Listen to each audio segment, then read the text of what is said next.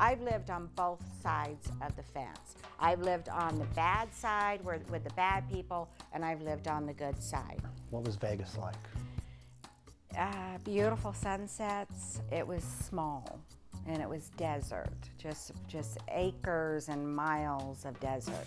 The sixth of 7 children to a mother who worked 12-hour days at the Nevada test site and an alcoholic father, Wendy had few limits. My girlfriends and I would get on the bus and ride it down to Fremont Street and hang out down on Fremont Street. And then one day we got up the nerve to go into the Horseshoe Club. As a 15, 16-year-old girl, what was your view of a place like Binion's, the Horseshoe? What was it like to you?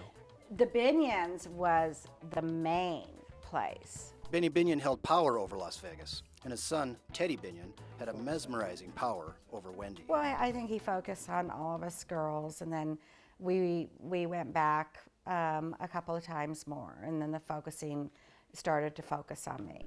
Wendy skipped school to hang out at the Horseshoe Club until her desperate mother put her in a car and drove her to a juvenile home.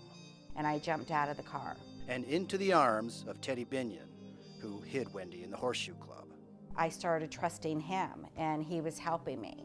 And then one thing led to another, and the next thing I knew, I was sitting with gamblers. I looked, I was barely 16, and I looked like I was 21, 22, 23. To evade detectives, Binion sent teenage Wendy to Texas. Wendy won't talk about what happened there, only that it made her distrust men in general and convinced her to go back to her parents. But Binion would not allow her to completely leave his circle.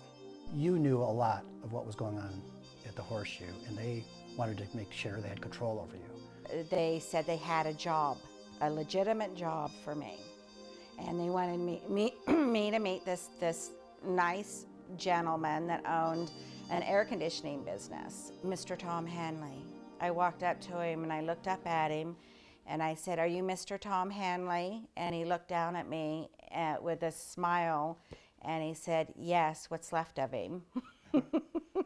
Why was it about him, 38 years your senior, that you found attractive? It was the way he carried himself and the respect that he got from people. They respected him. It was never Tom, it was always Mr. Tom Hanley. The respect Tom got had to do with his reputation. There was fear. Fear, I would say more fear. And to me, that was protection because I was tormented and scared for a couple of years there. So here comes this guy, and he's putting in fear in everybody else that was tormenting me. And I felt protected by him then. How long after you had been working there did he start making passes at you? About 2 months, 3 months, it happened pretty quickly. After Hanley's wife, Mary Lou, died, they quickly married, and she learned the cost of the protection that came with being Mrs. Hanley. Tom sent me in there into the closet. "Could you please take out the suits and check all the pockets?" And I found a folded up note, and it was written on pretty pink stationery.